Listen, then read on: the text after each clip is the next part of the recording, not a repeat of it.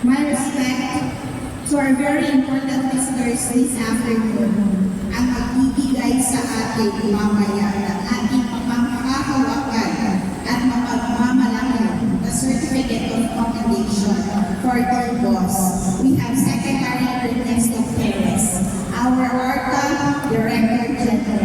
Welcome to the Gold sir. Of course, Dr. Joseph Laina.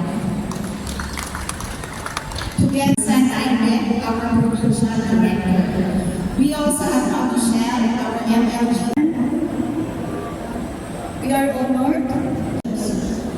Prior to ARTA, he was the Assistant Secretary of the Department of Trade and Industry, Consumer Protection Group. He served in the concurrent capacity as OIC Director of the Bureau of Philippine Studies.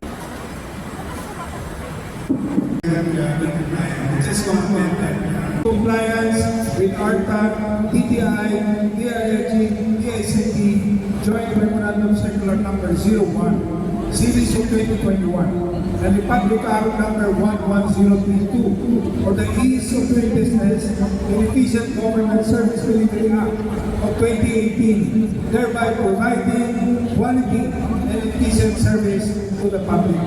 Given this 21st day of May 2024, Matakaluan, Misamis Oriental, signed Secretary Ernesto Perez, Director General. Congratulations po.